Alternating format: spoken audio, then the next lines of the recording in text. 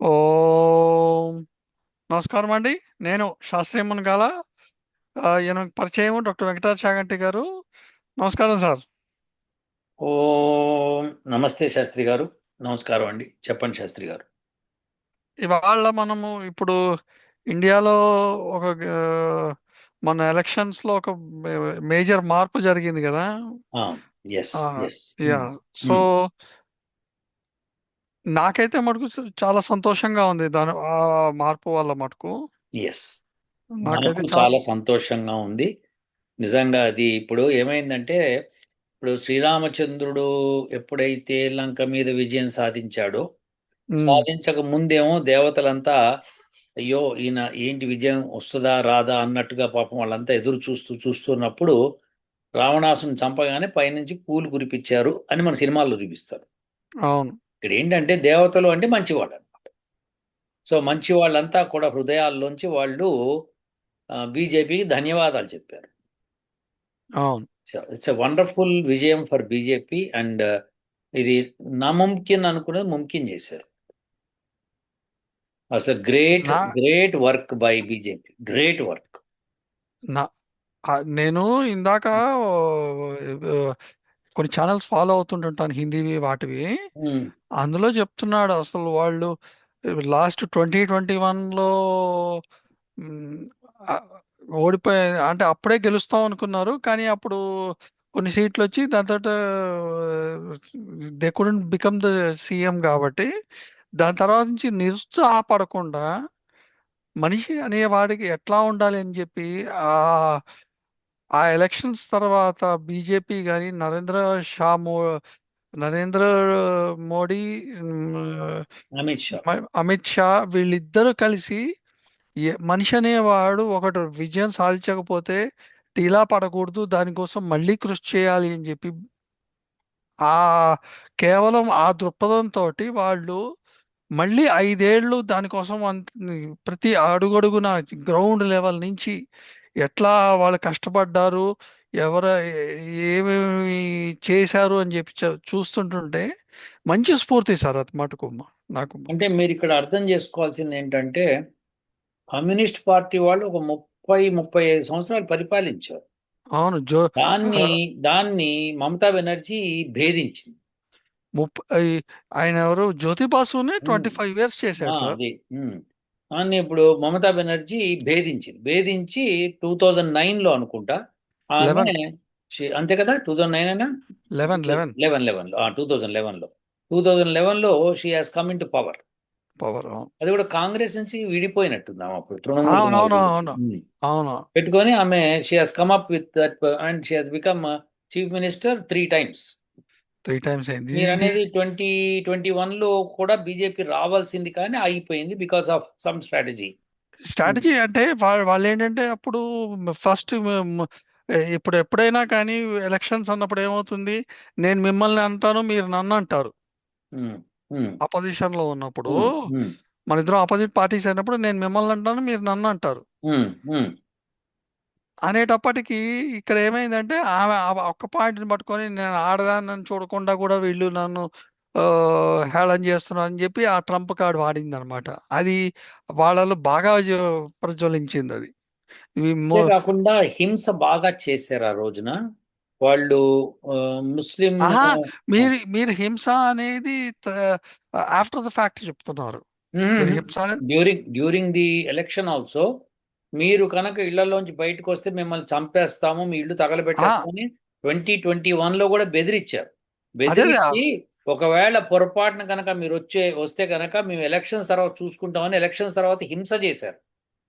వాళ్ళు ఎట్లా భయంకరమైన హింస చేశారు, చేశారు. వాళ్ళు ఎట్లా చేశారంటే ఇప్పుడు మొన్న కూడా ట్రై చేశారు సార్. ఇప్పుడు మీరు చూస్తే ఇప్పుడు అప్పుడు చేయవలసిన పని ఇప్పుడు బీజేపీ వాళ్ళు ఏం చేశారంటే సిఆర్పిఎఫ్ పెట్టి ఆహా, మొత్తం కంట్రోల్ చేశారు.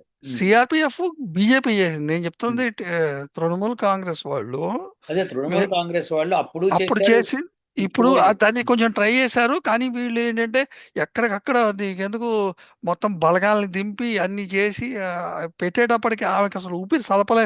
మీరు నిజంగా చెప్తారు చూసారా, అన్ని అష్టదిగ్బంధనం చేశారని చెప్పి ఉమ్, ఉమ్, అట్లా ఉమ్. చేసేటప్పటికి ఇంకా లాస్ట్ కి ఓటింగ్ అదే స్ట్రాంగ్ రూమ్ దగ్గరికి పోయి అక్కడ కూడా 4 గంటలకు కూర్చుంది, రాత్రి 12 గంటలకు పోయి ఆమె.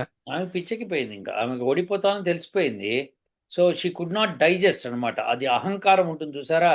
ఏమంటారు, ఏ అహంకారం అదంటే ఇప్పుడు ఆ, ఇదివరకు జమీందారులకు ఉండే అహంకారం ఇప్పుడు ఆమెకి వచ్చిందనమాట. అది వచ్చి నేను అసలు ఈ దేశానికి రాజుని రాణిని అని చెప్పి ఒక లెవెల్కి వెళ్ళిపోయింది ఆమె.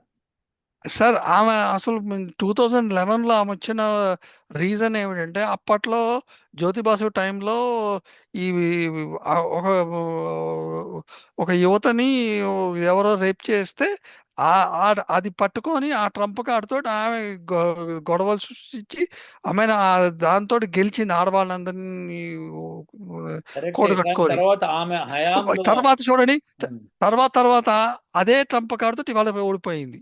విషయం ఏంటంటే ఆ తర్వాత ఎంతమంది అమ్మాయిలు రేప్ చేయబడ్డారు. దానికి మీరు నాకు ఒక వీడియో కూడా పంపించారు.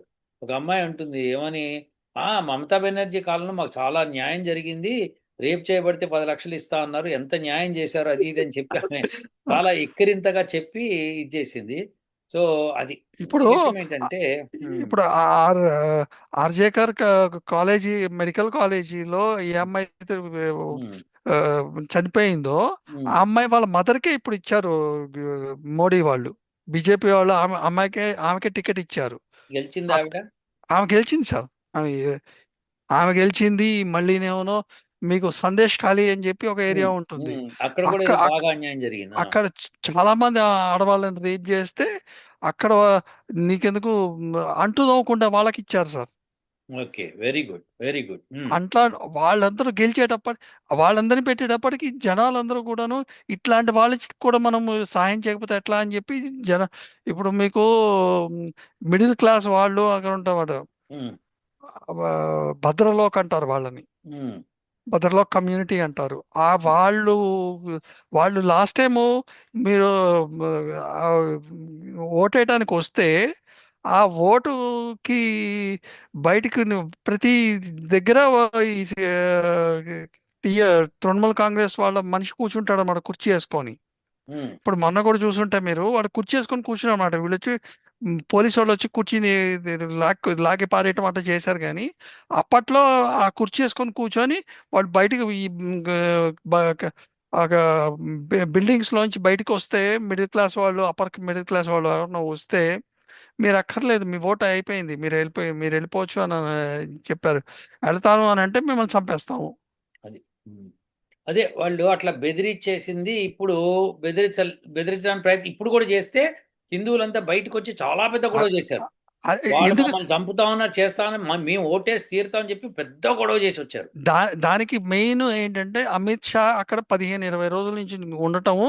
ఉమ్. దానికి ముందు 8 నెలల నుంచి వాళ్ళు దానికి గ్రాస్ రూట్ లెవెల్లో అదే ఎక్కడికక్కడ యా, అందరిని పంపించేసి చేసి అన్ని చేసేటప్పటికి ఆ, అప్పుడు వాళ్ళకి ఆ ధైర్యాన్ని ఇచ్చాడనమాట. ఇప్పుడు ఇప్పుడు వాళ్ళు ఒకటే ఇచ్చారండి, నేను ఒప్పుకుంటాను శాస్త్రి గారు. ఇప్పుడు బీజేపీ గెలిచింది, congratulations, and I'm very very happy. నేను రాత్రంతా మెలుకొని న్యూస్ వింటూ కూర్చున్నాను. నేను వింటూ కూర్చొని మీరు కూడా అంతే, అదే నాకు అర్థమైంది. సో అది అయిపోయింది. పొద్దున్న లేచి ఇక నేను మళ్ళీ అన్ని కార్యక్రమాలు అయిపోయిన తర్వాత మళ్ళీ ఒకసారి న్యూస్ విన్న తర్వాత ఇక నా పనిలో నేను మునిగిపోయాను. అయితే ఇప్పుడు ఏంటంటే, ఇప్పుడు అస్సాం ఓకే, తర్వాత పుదుచ్చేరి ఓకే, రెండు బీజేపీయే. ఇప్పుడు బెంగాల్ బీజేపీయే. సో ఇక డిఎంకే ఇక ఓడిపోయింది అక్కడ తమిళనాడులో, ఫైన్. ఇక యూడిఎఫ్ అక్కడ వచ్చింది కేరళలో. యూడిఎఫ్ ఈజ్ అనదర్ బెంగాల్, మీరు గుర్తుపెట్టేసుకోండి. ఇంక నెక్స్ట్ అయితే ఆ పై లేదు వాళ్ళ లేదు, దగ్గరికి వస్తుంది మళ్ళీ. బెంగాల్ సిచ్యువేషన్ వస్తోంది అక్కడ యూడిఎఫ్కి అక్కడ. అదే అదే ఎల్డిఎఫ్ వెళ్ళిపోయింది, అంటే left party, left India. Okay. ఇప్పుడు చూడండి, కమ్యూనిజం అనేది ఇండియా నుంచి పోయింది ఇప్పుడు. అదే, దాన్నే లెఫ్ట్ ఇండియా అని అంటున్నాను. సో అది, సో ఇప్పుడు యూడిఎఫ్ వచ్చింది, వీళ్ళు ఆ ముస్లిమ్స్ తో కలిసి చేస్తారు అక్కడ. సో ఇప్పుడు అది ఒక దారుణమైన సిచ్యువేషన్ దారి తీస్తుంది ఇప్పుడు అక్కడ, ఫర్ ష్యూర్. అది లెట్స్ వెయిట్ అండ్ సీ. అది మనం ముందుగానే అంటే ఎక్కువ ఎక్స్పెక్ట్ చేయడం బాగుండదు. అంటే ఆల్రెడీ కొంత ఐఏఎస్లు వాళ్ళందరితోటి వాళ్ళ ఇంటర్వ్యూలు అవి చూసానమాట. ఉమ్, మోడీ గాని షా గాని ఏమనుకున్నారంటే ఇండియాను మొత్తం క్లీన్ చేయాలి అని అంటే ఒకటేసారి మన వల్ల కాదు.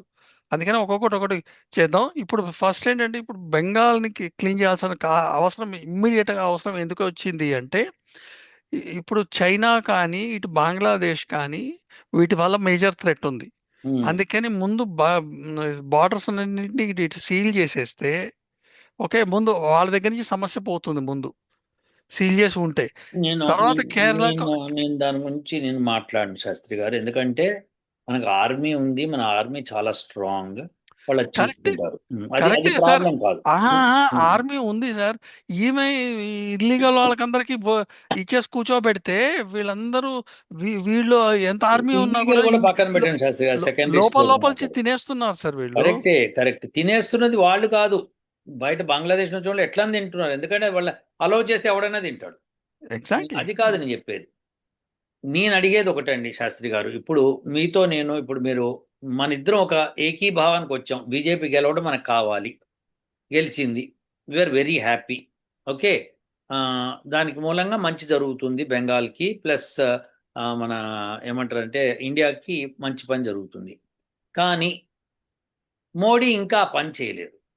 ఇవాళ 4th మే ఎన్నికల రిజల్ట్స్ వచ్చేసినాయి, బీజేపీ బాజాప్తా గెలిచింది. కానీ ఇంకా మోడీ షా చేయవలసిన పని ఒకటి ఉంది, అది చేయలేదు. ఏం చెప్పండి ఏంటి శాస్త్రి సార్? గారు? ఏంటది? మమతా బెనర్జీని అరెస్ట్ చేయలేదు.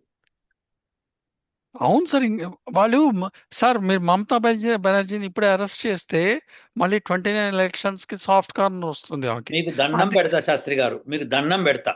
నేను మొన్న ఎప్పుడైతే ఆమె ఈడీని ఎదిరించి ఫైల్స్ ఎత్తుకుపోయినప్పుడు, సామాన్యుడు కనుక ఎత్తుకుపోతే వాడిని లాఠీలతో కొట్టి కుమ్మి జైల్లో పెట్టి వాడికి పెద్ద శిక్ష పడేటట్టు చేసేవాళ్ళు. అవును, అదైతే కరెక్ట్. ఇప్పుడు కేజ్రీవాల్ని అరెస్ట్ చేసి జైల్లో పెట్టి ఈడీ మమతాను ఎందుకు చేయలేదు? కేజ్రీవాల్ వాజ్ చీఫ్ మినిస్టర్, అవును. Mamata was also chief minister. Why didn't they arrest Mamata అంటే అప్పుడు ఏమన్నారంటే, అక్కడంతా సింపతి పోతుంది, బెంగాల్ గెలవలేమో అని చెప్పి సోది చెప్పి అందరూ ఓ చెప్పారు సోది. వెరీ గుడ్ రా, సరే మీరు ఎంత ధైర్యస్తులో, మోడీ అమిత్ షా ఎంత ధైర్యస్తులో చూద్దాం ఇప్పుడు అని చెప్పి, సరే రిజల్ట్స్ వచ్చినాయి. అందుకే రాత్రంతా వేచి చూసిన, ఎప్పుడైతే బీజేపీ గెలిచిందని అనుకున్నామో వెంటనే మమతాని అరెస్ట్ చేస్తారు అనుకున్నాం. ఇప్పుడు అరెస్ట్ చేయడానికి వచ్చిన ప్రాబ్లం ఏంటి? 29 ఎలక్షన్ సంగతి నాకెందుకండి?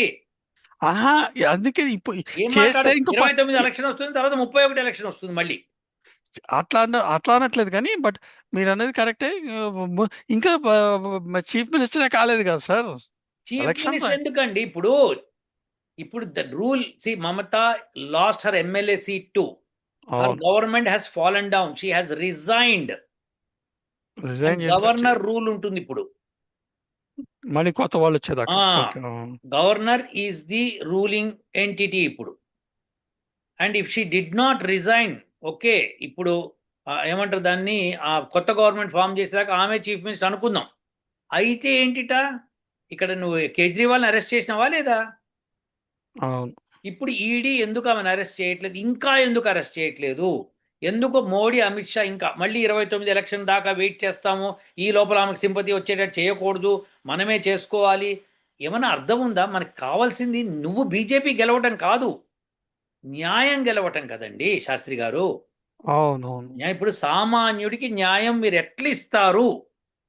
అందుకనే అంటే మీరు అన్నది కరెక్టే కానీ నేనేమనుకుంటున్నానంటే ఫస్ట్ ఏంటంటే ముందు కింద నుంచి ఆ, మొత్తం ఇప్పుడు వాళ్ళకు ఉన్న గూండాలు కానీ లేకపోతే ఎమ్మెల్యేలు ఎవరైతే గాడ్ ఉన్నారో. గాడ్ మీతో ఎట్లా శాస్త్రి గారు, మీరు ఎప్పుడు ఎప్పుడు బాగుపడతారు శాస్త్రి గారు? మీరు ఇంకా ఇంకా భారతదేశంలో ఉన్న ఆ ఎంటిటీని పట్టుకొని వేలాడతారా మీరు? మీకు అర్థం కావట్లేదు నేను చెప్పేది ఏంటో.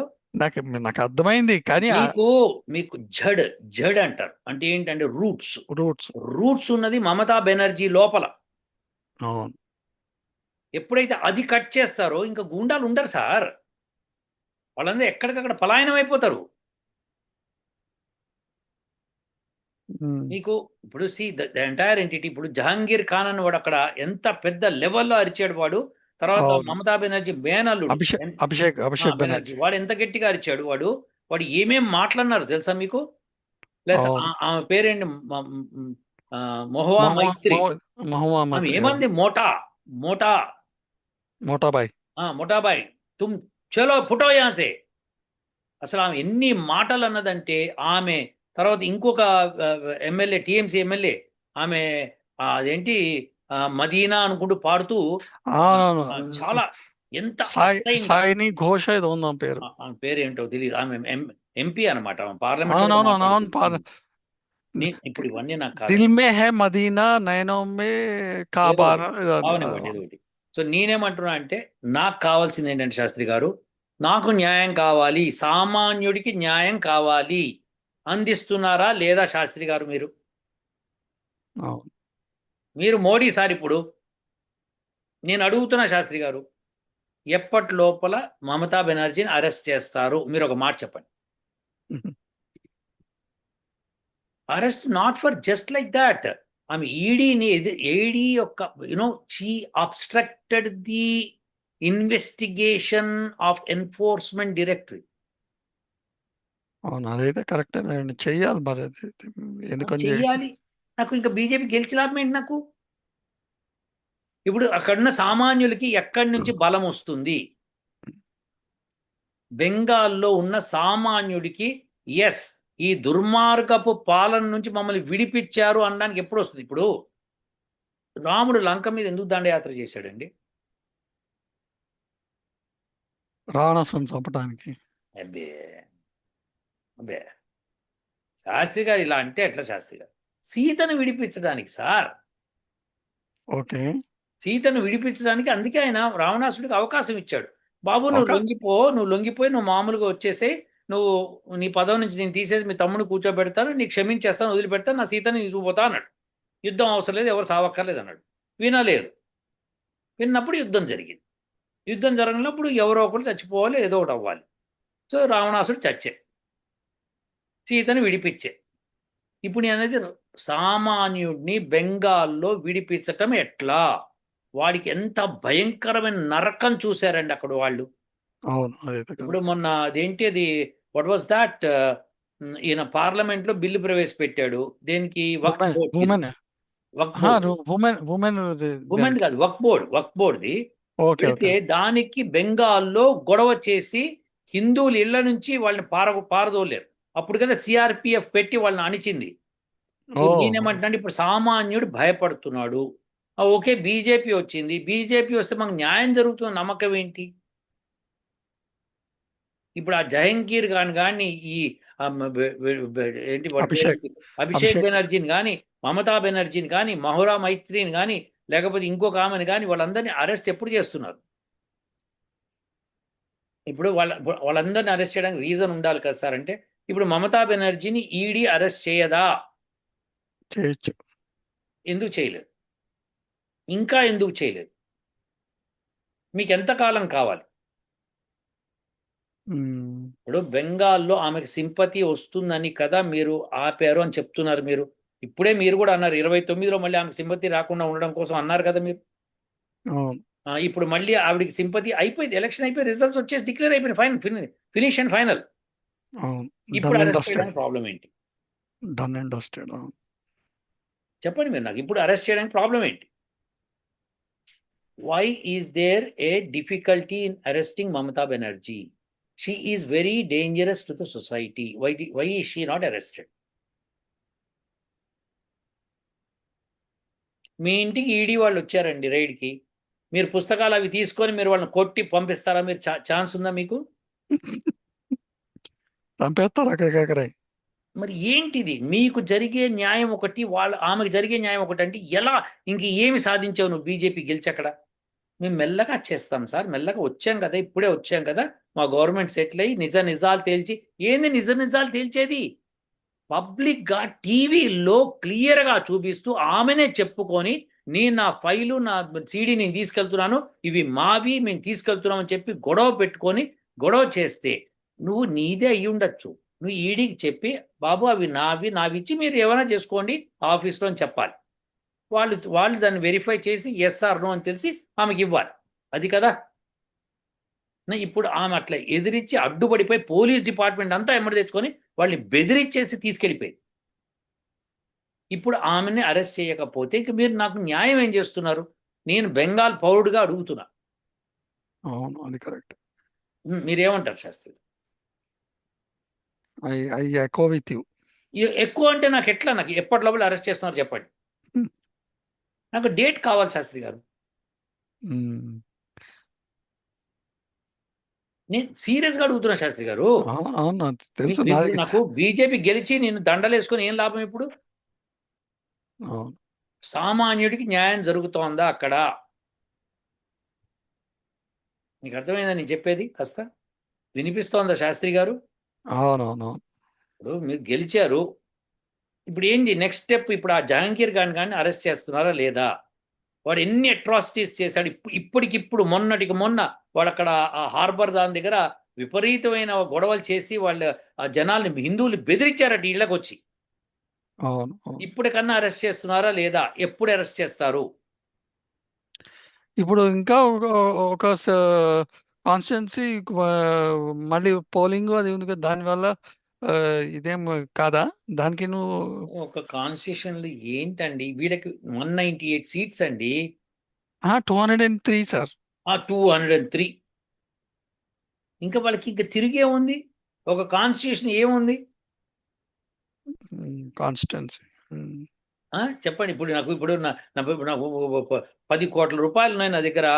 ఒక రూపాయి బిళ్ళ కింద పడింది, దానికోసం అని చెప్పి దిగి వంగి తీసుకొని 10 కోట్లు ఎవరికి అప్పచెప్పాలా ఏంది?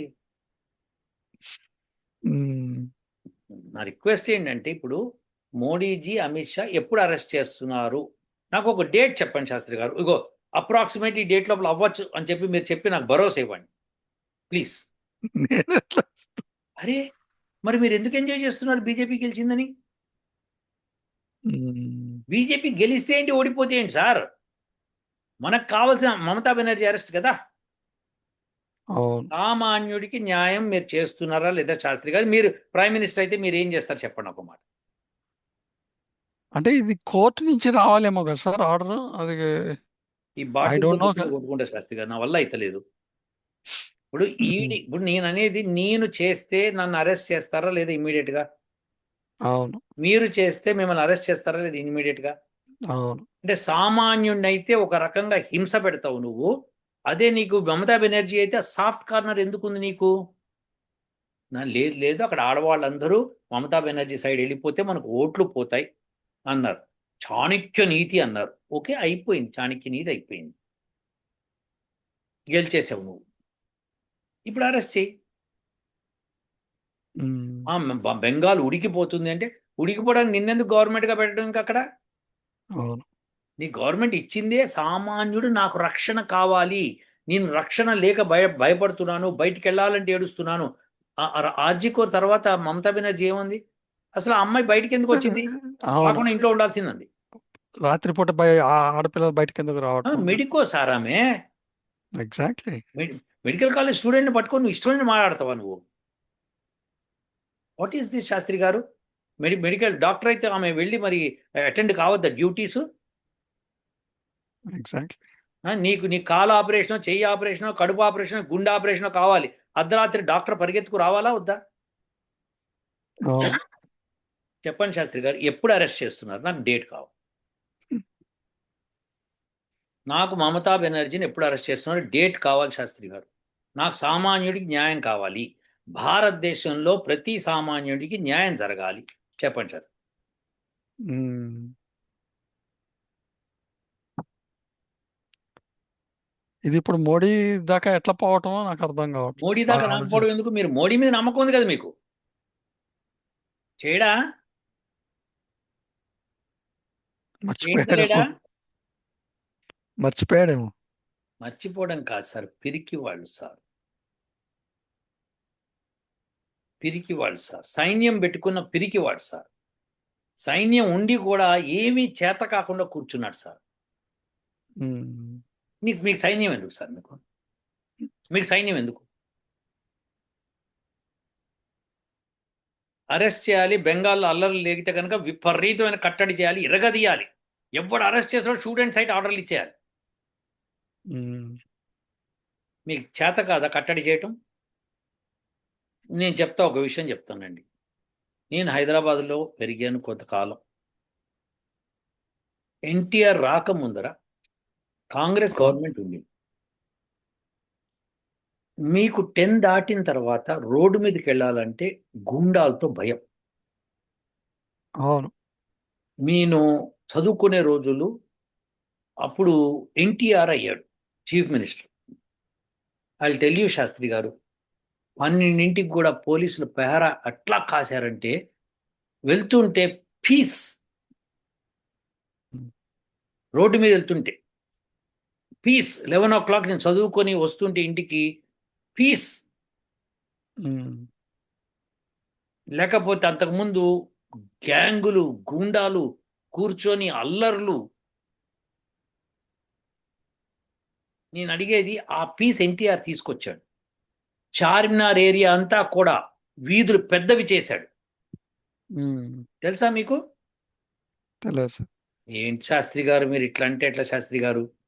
ఉమ్. మీకు చార్మినార్ ఏరియాని మొత్తం ఇరగదీసిండు. ఉమ్. మీరు కామ్గా ఉంటారా లేదా మిమ్మల్ని ఇరగదీయాలా? అప్పుడు అప్పుడు ఎవరుంటే తెలుసా మీకు హోమ్ మినిస్టర్గా? రక్త ఉమ్. చరిత్రలో ఉన్నాడు చూసారా? వంగవీటి రంగాన. రక్త చరిత్రలో ఉన్నవాడు. సో అతను హోమ్ మినిస్టర్గా ఉన్నాడు. ఎలా ఇరగదీశాడంటే ఒక్కొక్కడిని. దాని మీద సినిమా కూడా ఓ వచ్చింది. ఓ వంగవీటి మోహన్ రంగానా? కాదండి. వంగవీటి, వంగవీటి కాదు, ఉండండి. ఆ, ఇది కడప పొట్టిగా ఉంటాడు. అవునవును, గుర్తొచ్చింది. అసలు ఏం చేశాడండి? అసలు పీస్ అండి, పీస్.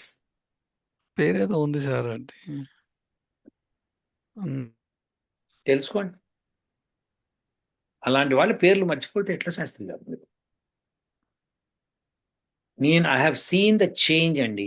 ఎన్టీఆర్ వచ్చినప్పుడు ఎంత బ్యూటిఫుల్గా చేశాడు ఆయన. మధ్యలో ఆయనకి పాపం దెబ్బేసేశారు. నాదెళ్ల భాస్కర్ రావు ఒకడు, ఈ చంద్రబాబు నాయుడు ఒకడు దెబ్బేశారు, కానీ లేకపోతే ఎంత వండర్ఫుల్గా పరిపాలించాడండి. Um. I seen him doing it. NT Ramarao అంటే ఇష్టం లేని వాళ్ళు చాలా మంది ఉండొచ్చు, అది నాకు అనవసరం అది. ఉమ్. కానీ హీ హెస్ డన్ ఇట్ అండి. పీస్, హైదరాబాద్లో పీస్ నేను ఫస్ట్ టైం చూశాను. అంతకు ముందంతా ఉమ్. ఎక్కడ పడితే అక్కడ ఈ ఈ ఈ ఈ రౌడీ, ఈ గ్యాంగ్ రౌడీ, ఆ రౌడీ, ఈ రౌడీ అని పేర్లే తిరుగుతుండేవి. ఉమ్. ఎన్టీఆర్ వచ్చిన తర్వాత ఎక్కడికక్కడ కామ్ అయిపోయినాయండి. ఉమ్. మీకు అది రక్త చరిత్ర చూపిస్తాడు, నీకంటే పెద్ద రౌడీ ఎవడంటాడు ఆయన. It's something you have to see it. I have seen it practically. నాకు అటువంటి ఉమ్. పీస్ కావాలి Shastri garu. Is it possible in Bengal? As long as Mamata Banerjee is outside, how? Um. ఆమె అట్లా బయట ఉన్నప్పుడు ఎట్లా? కరెక్టే అది. మీరు ఒకసారి గూగుల్ చేయండి, ఎన్టీఆర్ టైంలో ఫస్ట్ హోమ్ మినిస్టర్ ఎవరని. చూస్తున్నా, అదే అదే. ఎంత అసలు అరాచకంగా ఉండేదంటే అప్పుడు, అంతకుముందు కాంగ్రెస్ టైంలో ఆ అరాచకం అంతా పోయిందండి ఒక్క దెబ్బకి. ఉమ్. చాలా దారుణం అండి ఇది. ఇప్పుడైతే అసలు ఎన్టీఆర్ని అసలు అప్పుడు చేయకపోయింది, he would have become prime minister almost, I'm sure. Um. నేను ఆయన ఫ్యాన్ కాదు, కానీ చెప్తున్నా మనిషి అట్లా చేశాడు. He has done it a great way. ఇప్పుడు మోడీ చేస్తాడా లేదా? బెంగాల్లో మమతా బెనర్జీని అరెస్ట్ ఎప్పుడు చేస్తున్నారు శాస్త్రి గారు? నాకు అది కావాలి శాస్త్రి గారు. మీరు చెప్తలేదు శాస్త్రి గారు, తప్పించుకుంటున్నారు శాస్త్రి గారు. నాకు కావాలి డేట్ పోనీ మీరు ఒక డేట్ అప్రాక్సిమేట్లీ ఇట్లా ఇట్లా పడేసేయండి, ఒక డేట్ చూద్దాం. మీ నమ్మకం కొద్దీ. అసలు మీకు అరెస్ట్ చేయరని నమ్మకం ఉంది, అది. అవును. అది చూసారా మీరు? ఎందుకని? మళ్ళీ 29 ఎలక్షన్ అంటారు. సరే 29 అయిపోతుంది. అయిపోయిన తర్వాత 31 ఎలక్షన్ అంటారు. 31 అయిపోతుంది. మళ్ళీ 35 వస్తుంది అంటారు. 34. సో ఏంది ఇది? ఉమ్. నాకు ఈ లోపల ఆవిడ పోవచ్చు. ఆమె పోయేటట్టే ఉంది, నాకు కనిపిస్తూ అదే ఉంది. తర్వాత పాపం పెద్ద ఆవిడ కష్టపడుతోంది. కానీ ఆవిడ ఎన్ని అరాచకాలు చేసిందండి, ఎన్ని అరాచకాలు చేసిందండి. ఉమ్.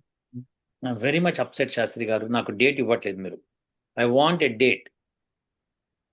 సరే అది పక్కన పెడదాం. ఇప్పుడు ఇప్పుడు టీవీకే పార్టీ అధినేత విజయ్ ఎవరితో వెళ్తాడంటారు మీరు? Because he has not majority లేదు అతనికి. అంటే లార్జెస్ట్ 10 సీట్సే కాబట్టి ఎవరన్నా బయట నుంచి అడుగుతాడేమో అదే వాళ్ళ నాన్న సపోర్ట్. ఆల్రెడీ కాంగ్రెస్ని అడుగుతున్నాడు.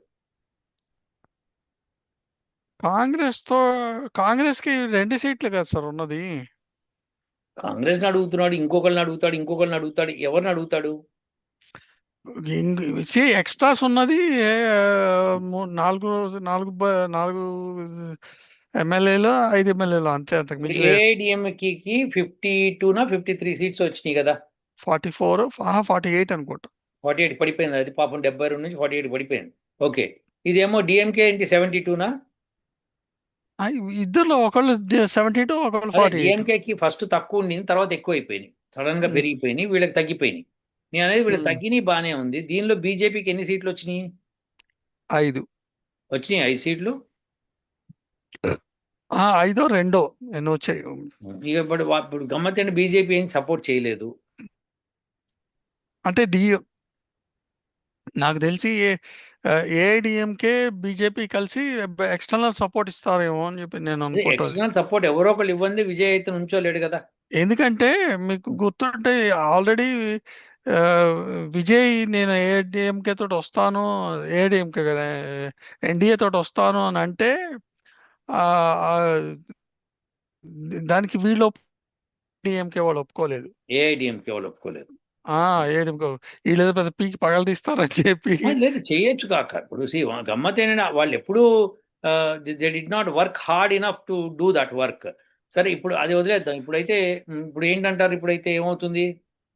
ఇప్పుడు ఏఐడిఎంకే నమ్ముకొని ఆ, ఆయన్ని ఎక్స్ డిజిపి ఉన్నారు కదా, ఆయన ఉమ్, పేరేంది? అరవింద్ కుమారా? కాదు ఆహా, ఇదే. అచ్చా అచ్చా, ఓకే ఓకే, చెప్పండి. అతన్ని కూడా దూరం చేశారు. ఎందుకంటే చే- యా. అతన్ని దూరం చేస్తే అన్నమలై, గానీ మేము ఆ? అన్నమలై కదా. అన్నమలై, అన్నమలై, ఉమ్, yes. ఉమ్, ఉమ్, అన్నమలైని దూరం చేస్తే గానీ మేము మీతో రాము అని అన్నారు ఏఐడిఎంకే వాళ్ళు. ఉమ్, పాపం ఈ అదే చెప్తున్నా కదా, వీళ్ళు ఏదో తోపులు అని చెప్పి అక్కడ పప్పులో కాలేశారు అమిత్ షాను, మోడీ. ఉమ్, ఉమ్, ఉమ్, అటు అన్నమలై పక్కకు వెళ్ళిపోయాడు. ఉమ్, ఇప్పుడు ఆ, వాళ్ళని నమ్ముకొని విజయ్ కూడా వద్దనుకున్నారు. ఈయన ఈడేమో ఇప్పుడు ఏకంగా 108కి వచ్చాడు. ఇప్పుడు ఉమ్. ఏమవుతుంది? ఇప్పుడు 117 లేనిదే ఈ కెనాట్ ఫార్మ్ ది గవర్నమెంట్. 50% కంటే ఎక్కువ ఉండాలి కదా. 180, 118. 118, సరే 118. సో అంటే ఇంకో 9 సీట్స్ 10 సీట్స్ కావాలి. 10 సీట్స్ కావాలి. 10 సీట్స్ ఎక్కడి నుంచి తీసుకొస్తారు? తీసుకురాకపోతే ఎక్స్టర్నల్ గా ఎవరో ఒకటి సపోర్ట్ చేయాల్సిందే. అదే వీళ్ళు ఎక్స్టర్నల్ గా సపోర్ట్ చేస్తారేమో అని నాకు అనిపిస్తుంది. ఏఐడిఎంకేనా? ADMK NDA, NDA with basically NDA support చేసి వాడు నిలబెడతారా? చూద్దాం అది నిలబెడతారు. ఏమవుతుందో. ఆ, ఎందుకంటే ఇప్పుడు వాడు కాంగ్రెస్ తో పోయాడంటే మటుకు మళ్ళీ తమిళనాడు కూడా నాశనం. కాంగ్రెస్ వెళ్ళి కాంగ్రెస్ ఎక్కువ సీట్లు ఏమన్నారు కదా మీరు. సీట్లు లేవు. అంటే వాళ్ళు ఆ, ఇంక మళ్ళీ హార్స్ ట్రేడింగ్ మొదలు పెడతారేమో అని చెప్పి అయి ఉండొచ్చు. డిఎంకే డిఎంకే నుంచి కానీ డిఎంకే నుంచే మెయిన్ గా హార్స్ ట్రేడింగ్ మొదలు పెడతారు వాళ్ళు. లేదు, ఏఐడిఎంకే నుంచి చేస్తారు, డిఎంకే నుంచి చేయలేరు వాళ్ళు. ఏఐడిఎంకే నుంచి చేస్తారు. AIADMK will be weaker session. Hungry dogs కదా వాళ్ళు. వాళ్ళకి మీకు మినిస్టర్ పోస్ట్ ఇస్తామంటే కొంతమంది అటువైపు దూకచ్చు. సో ఛాన్స్ ఉంది. లేదు, మీరు అన్నట్టుగా దెర్ విల్ బి ఇస్తాం. ఒక్క నిమిషం అండి శాస్త్రి గారు.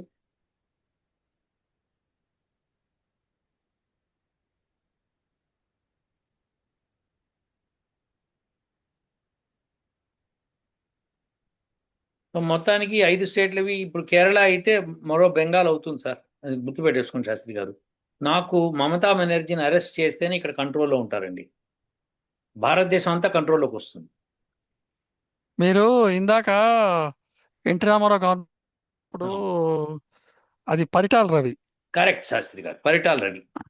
కానీ అతను ఎక్సలెంట్ హోమ్ మినిస్టర్ క్యారెక్టర్. కానీ ఎక్సలెంట్. అతను హోమ్ మినిస్టర్ కాదే అప్పుడు. హోమ్ మినిస్టర్ కాదు, సమ్ మినిస్టర్. ఐఎమ్ సారీ, ఆ మేబీ ఐ మిస్అండర్స్టూడ్ అది. బట్ హీ కంట్రోల్డ్ అండి. హీ కంట్రోల్ అది తెలుసు, నేను యా. సో ఈ విన్నా డిడ్ ఇంతకు వెరీ ముందు. గుడ్ జాబ్ అండి, ఎక్సలెంట్ జాబ్ చేశాడు. ఓకే. సో ఎనీహౌ, సో ఇప్పుడు నేనేమన్నా అంటే ఇప్పుడు వెస్ట్ బెంగాల్లో can Modi and Amit Shah do the job?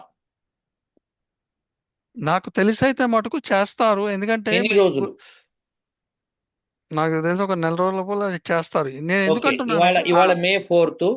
I will wait till July 4th.